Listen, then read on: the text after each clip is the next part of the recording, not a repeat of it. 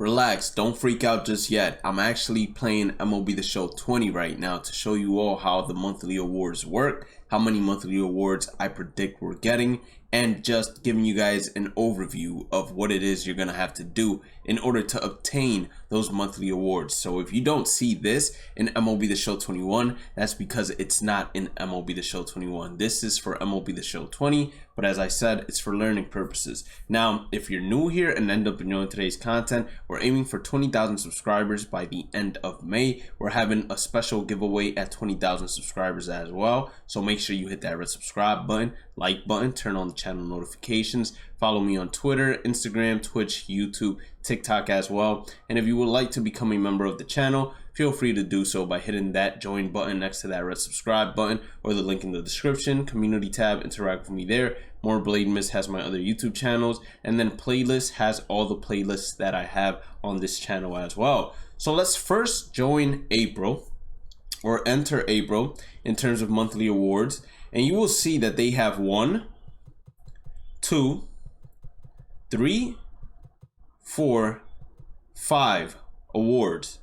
Now, last year, I don't know if many of you were paying attention to the major leagues, but there was no baseball being played until late around July, August. Around that time, baseball didn't start. So these were old rewards from previous game modes. That's not what's going to occur this time around, but I want you all to see how many diamonds they usually give out. It's usually between the range of 5 and 7, but last year, since they had to make up for all the other months where we didn't get any fresh content because MLB wasn't playing, they went ahead and in the month of August balled out and gave us 3, 4, 5, 6, 7, 8 diamonds for the month of July. Now, I don't think they're going to replicate this for the month of April since we're just starting out, especially such high overall players, but I do believe that they're going to get pretty close to it because this game is pretty much hyped to the highest degree it can possibly go, and I do believe they're going to follow the same rubric when it comes to the program and how to complete it fully. So, tops now.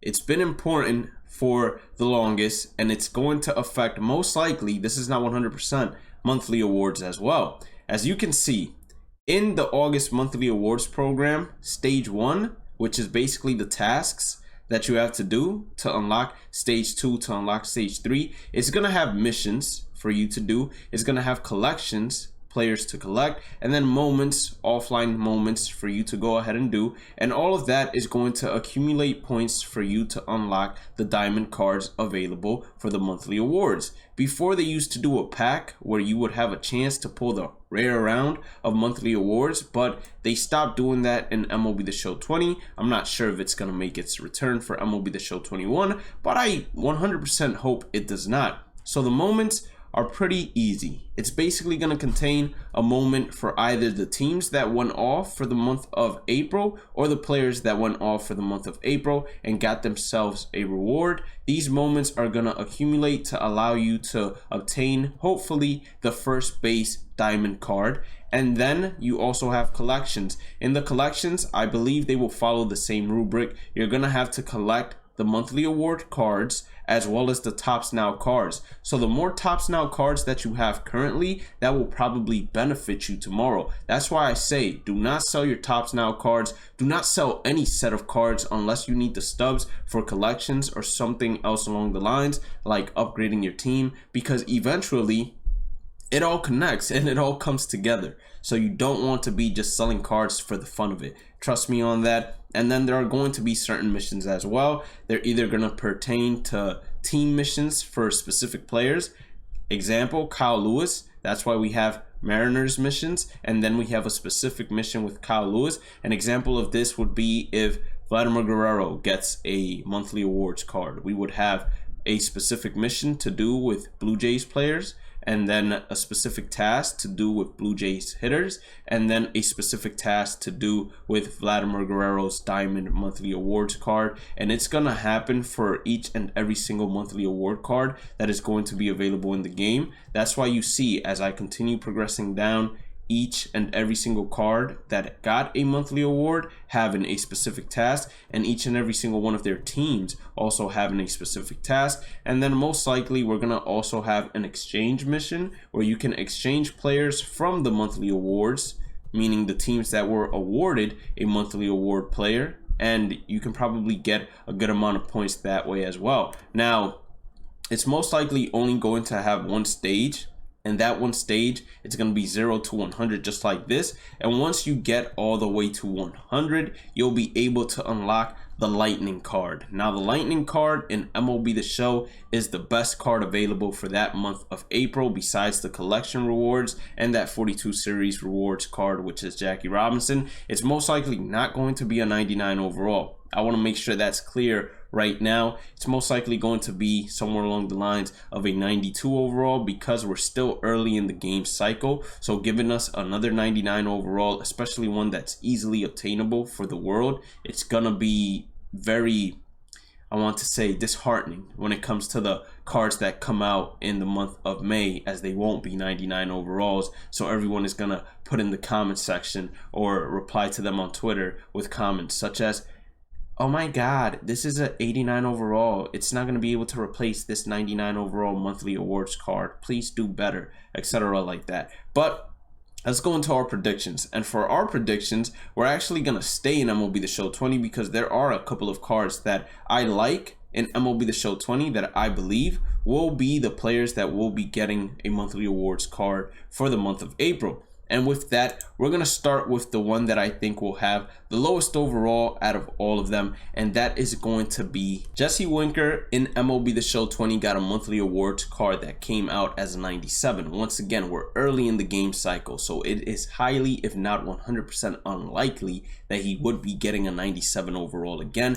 But I do feel like out of all the players that could obtain a card, he is one that is very likely to obtain a monthly awards card. Now, I want to give a full disclaimer here. I don't have players like JD Martinez, because he just came out with a diamond card. I don't have players like Mike Trout or Ronald Acuna Jr. because they already have high 90 overall cards. So if you come out with another high 90 overall card of theirs, then it's just going to derail the value of their live series card. I don't have players like Byron Buxton, because he made an enormous leap from an 84 gold to an 87 diamond or somewhere along those lines. So players that make enormous leaps like that, or already have very good cards that have been awarded to them, they're unlikely, or less likely I should say, to get the monthly awards card. For example, Yermin Mercedes, it's very unlikely for him to get a monthly awards card, considering one, he's a designated hitter, and then number two, he got that Topps Now card that's already fully decked out in terms of hitting attributes, and his monthly awards card probably wouldn't look too different from that card. So I don't have a player like him out as well.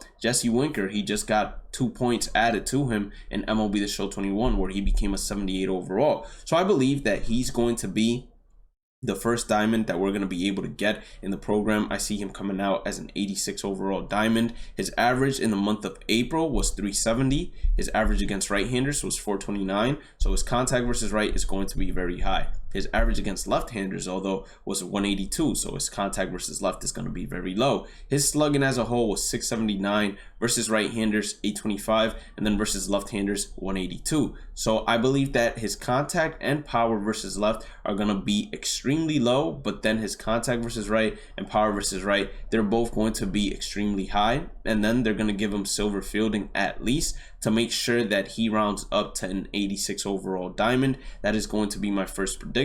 Next up is going to be Matt Barnes from the Boston Red Sox. He had a month to remember. I mean, he won the Reliever of the Month award, I believe, and he did it deservingly so. He pitched a total of 14 innings, right? He allowed 5 hits, 1 home run, 3 walks. He got 25 strikeouts, and I believe he's going to be an 87 overall. Why is he, out of the pitchers, the lowest overall? Well, I think about it like this, right? Matt Barnes, he did win Reliever of the Year award, but if you compare his numbers to James, in terms of hits per 9, James outperforms him. In terms of home runs per 9, James outperforms him. In terms of walks per 9, Matt Barnes outperforms James. But then in terms of K per 9, James once again outperforms him. So I think we're going to get 2 relievers, a starting pitcher, and then 3 hitters, and then that lightning card. Let's go on to the next one.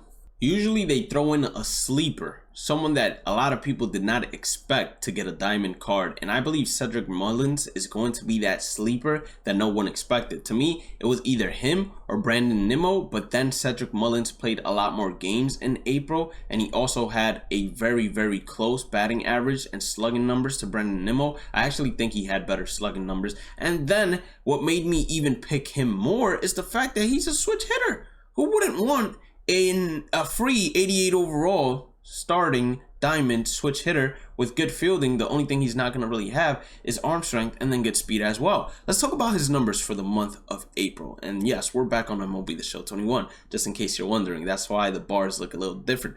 In the month of April, he hit 337. Versus right-handers, he hit 296. Versus left-handers, he hit 395. Now, in terms of slugging, in total, he slugged 545. Versus right-handers 521, versus left-handers 605. So his power numbers against both sides would be above an 80. His contact numbers against both sides would be above an 80 as well. And then his fielding would probably be gold. His reaction would be gold. And then his speed would still be in the 80s. I mean, this card is going to be juiced. It's going to be a switch hitter. He throws lefties. He's going to be able to play on almost anyone's team, unless you have someone like Mike Trout or someone like, I don't even know who's another good center fielder, but you get what I'm saying. Now, James, I'm telling you all, he's someone you invest in for diamond. Last year, he had gotten a monthly awards card for the month of August. I believe for April, he's getting one as well. Just listen to these numbers. He pitched in April a total of 10.2 innings. He only allowed 2 hits in those 10.2 innings, meaning that he pitched 10 innings and got 2 outs, just in case you're wondering what the 0.2 means. He did not allow 1 home run. He walked only 2 batters while striking out 22 hitters. He struck out 22 hitters, only walking 2 batters. He's showing a great deal of control. His walks per 9 are going to be sky high. Hit per 9 is going to be sky high. His K per 9 is going to be sky high. And then he has a really good arsenal. I mean, he has 2 curveballs. So the arsenal might not be great, actually, now that I'm looking at it. 2 curveballs and then 2 fastballs. It might not be great, but with his delivery, who knows? SDS might mess around with the speed differentials a little bit with the 12.6 in the curveball, and he can come out here just throwing a 98 miles per hour fastball with a curveball of 86 and then a 12.6 of 80. Who knows? But this is definitely a kid that I believe 100% deserves to get that 89 overall card, second highest overall card besides the Vladimir Guerrero, of course. Now, in the month of April, it's very arguable who pitched a better month of April between Jacob Degrom or Corbin Burnes. I'm going to go ahead and say that Corbin Burnes is going to be a 90 overall in terms of cards for April's monthly awards, because, I mean, look at these numbers. 29.1 innings pitched. Hits, 16 allowed. Home runs, 1 allowed. He did not walk a soul. And then he struck out 49 as well. I mean, those numbers are ridiculous. They're video game numbers. I think that in terms of the pitchers, he's going to be the highest overall, and he's going to be that 90 overall. Clearly, Jacob Degrom wouldn't get a card because he already has a 93 overall, so it's highly unlikely. And Corbin Burnes still is in the diamond. He got an upgrade, but that upgrade didn't push him over the line. So I definitely believe that he is very likely to get that April monthly awards. That's going to be just a juiced starting pitcher, and he has a great arsenal. I mean, if you get a Corbin Burnes that has sinker, cutter, those are 2 meta fastball pitches, and then he has the 3 off-speed pitches everyone loves, it's going to be a very usable card and one that a lot of people would love to have inside the game. Last year, Vladimir Guerrero Jr. got this 85 overall card as his team affinity reward for stage 1. So for the Blue Jays this year, it's Willy Adames. Last year, it was Vladimir Guerrero Jr. I believe that he's going to get a way more juiced up version of this card. It's going to be a 90 overall. It's going to play first base. And let's look at his numbers for the month of April. He hit 350 versus right-handers. He hit 359. Against left-handers, he hit 333 versus right-handers, or in total, he slugged 663 versus right-handers 654, left-handers 583. I think this card is going to be a 90 overall with both contact against both sides and power against both sides just sky high, because he was hitting for power against both sides, and clearly his average is over 330 against both sides as well. His fielding, since he's playing first base, is probably not going to be too good, if good at all. What's really going to stand out is going to be his power and hitting numbers in general when it comes to attributes, and he's going to look a lot like that Frank Thomas card, but even more juiced, because he's going to be a 90 overall. That's going to be my prediction for him. The final card, the lightning round card, or the lightning card for the month of April, my prediction is going to be Shohei Ohtani. Now, Shohei Ohtani started off this year as a 78 silver. He then went up to an 80 gold. I believe that the way they make this Shohei Ohtani card, or they do his rating in MLB The Show, it does not justify the way the man plays. I mean, he's the next Babe Ruth, if not better than Babe Ruth, if we're being completely honest. I think that they're going to do him justice and give him that lightning card, which I predict will be a 92 overall card. Now, why 92 and not something like 94, 93? Let me get to explaining that. So for the month of April, Shohei hit 283. It isn't crazy, but it's still pretty good for someone that pitches and hits at the same time. Versus right-handers, he hit 306. Versus left-handers, although he hit 194. So clearly well below average. He slugged a total of 652. Great power numbers. Versus right-handers, he slugged 694. So his hitting attributes against right-handers, they're probably going to be both over 100 if you were to ask me. Versus left-handers, he slugged 516. So instead of 56, which you see right there, it's probably going to be middle 80s, low 90s. And then average versus left-handers, contact versus left, is probably going to be somewhere along the lines of a 40 to a 50, because clearly he's well below average over there, at least in the month of April. Now, his innings pitched, it was 13.2 innings. He only allowed 6 hits, 1 home run. The walks per 9 were the highest I think you could possibly ask for, as he pitched 13 innings and allowed 13 walks, but then the strikeouts were 23. So I believe he's going to have a good K per 9 number, probably somewhere in the low 90s, and then his hits per 9 is going to be arguably higher. It's going to be high 90s, low 100s, and then his walks per 9, meaning BB/9 inside the game, when we toggle the attributes, it's probably going to be, if not as low as a 63, probably even lower than that. And then home run per 9 is going to be a bit higher. He's going to have a great arsenal. Trust me, he's going to have a great arsenal. And then being able to hit, he's going to be the card that everyone wants, especially if he comes out as a 92 overall starting pitcher that can not only hit, but he's going to be able to pitch as well. You put him inside your starting rotation, and you know you got a hitter at the 9th spot. Someone like, what's that card? The one that came out. I can't think of it off the top of my head, but it's that new starting pitcher that got the Silver Slugger card. Leave it down in the comment section. But that's going to be it. These are my predictions. These are who I believe are going to get the monthly awards cards. If you did end up enjoying today's content, make sure to hit that like button, red subscribe button. 20K May, that's what we're aiming for. Turn on the channel notifications. Follow me on all my socials: Twitter, Instagram, YouTube, Twitch, TikTok. If you would like to become a member of the channel, just press that join button next to that red subscribe button, or the link inside the description. And as always, have a blessed day and night. Stay positive, stay safe, stay blessed, and I will catch you all on the next one. Peace out.